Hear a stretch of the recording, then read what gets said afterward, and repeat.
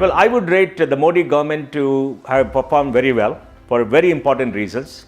One, our GDP has grown by 76 lakh crores from the time he came to power till 2019 March, if you look at estimates, and that is very large. The inflation during this period has been only 4.5%. The last UPA government grew the GDP by 56 lakh crores at market value, and the average inflation was 10%. So GDP has been higher, inflation has been lower. That means our savings have been protected. If I put money into a bank deposits and earn 7%, and inflation is 4.5%, I earn 2.5%.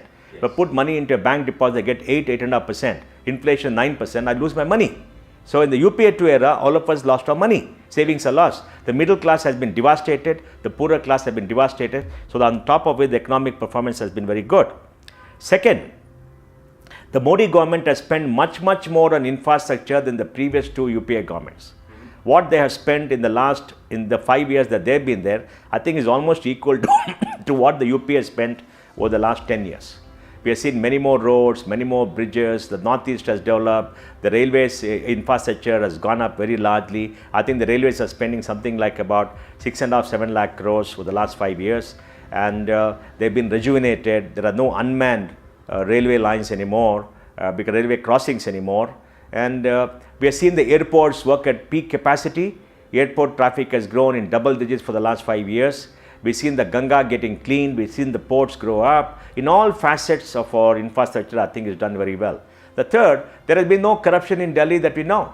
The Rafale thing is totally bogus. There is no 30,000 crores that Narendra Modi can take and give it to anybody. Just other day, Rahul Gandhi said that he's taken the money from the people of Andhra Pradesh.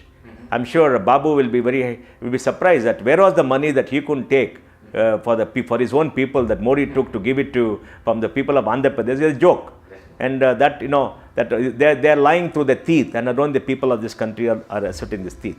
So I think on all economic indicators, jobs, I think totally about 3.5 crores to 4.5 crores jobs have been created. In transportation sector, based on data, 1.5 crores have been created.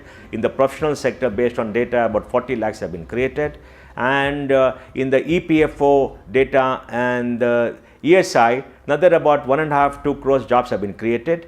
And if you look at government jobs, about 35–40 lakh jobs have been created. So maybe 3.5–4 crores have been created, and these are all verifiable data.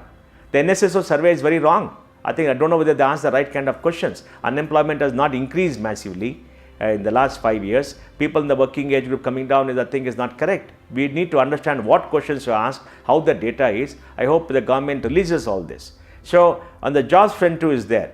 And lastly, on the global scale, I remember going outside India in 2013-14, there is no respect for India. Now there is respect for India. I go to Japan very much, they respect India. I go to the US, they respect India. I go to the UK, they respect India. I go to Europe, they respect India. All around the world, there's much more respect for India than there was earlier. And India is recognized as the fastest growing economy. India is recognized as something that stands for, stands for the future. So I think respect for India all over has improved. So I think very good work has been done in the last 5 years.